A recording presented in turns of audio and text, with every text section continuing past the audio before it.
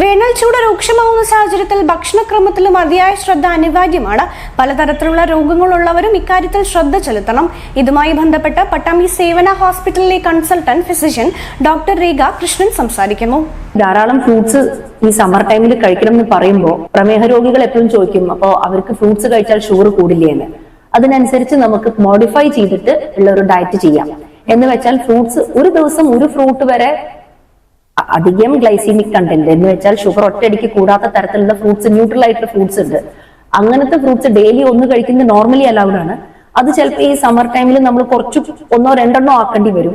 Juice ആയിട്ട് കുടിക്കുന്നത് നമ്മൾ ഒന്ന് ഡൈല്യൂട്ട് ചെയ്തിട്ട് കുടിക്കേണ്ടി വരും. ഒന്നോ രണ്ടെണ്ണോ ആക്കണതിനനുസരിച്ച് നമ്മൾ ഇപ്പുറത്തുള്ള നമ്മുടെ ഭക്ഷണങ്ങളെ കോമ്പൻസേറ്റ് ചെയ്യണം. എന്ന് വെച്ചാൽ ഇപ്പൊ ചിലപ്പോ ദാഹത്തിനനുസരിച്ച് നമ്മൾ 2 ഓറഞ്ചോ അല്ലെങ്കിൽ ചിലപ്പോൾ ഒരു തണ്ണിമത്തനൊക്കെ കഴിച്ചാൽ സാധാരണഗതിയിൽ ഷുഗർ കൂടും.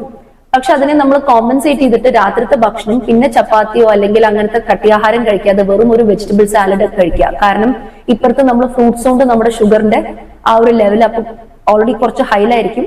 അപ്പൊ അടുത്ത നേരത്തെ ഡയറ്റ്, നമ്മുടെ മെയിൻ ഡയറ്റിൽ നമ്മൾ കാർബ് ഇൻടേക്ക് ഒക്കെ കുറച്ചിട്ട് ഉള്ള തരത്തിലുള്ള ഒരു ആവുമ്പോൾ ഈ ചൂടിനത് കോമ്പൻസേറ്റ് ആവും ചെയ്യും. ബോഡിക്ക് ശരിക്കും പറഞ്ഞാൽ കുറച്ചും കൂടി അത് ആരോഗ്യപരമായിട്ടുള്ള ഒരു രീതിയാണ്. കാരണം ഷുഗറിനെ അത് കൺട്രോൾ ചെയ്യുകയും ചെയ്യും ഈ സാലഡ്സ് ഇതൊക്കെ ആവുമ്പോൾ. അതുമാതിരി ഷുഗർ പേഷ്യൻസിന് ഈ ചൂടിനെ ഇത് ചെയ്യാൻ നമുക്ക് സംഭാരം, തൈര്, ഇതൊക്കെ ഫുഡിന്റെ ഈ സാലഡ്സിന്റെ ഒക്കെ ഒരു ഭാഗം ആക്കാൻ നോക്കുക.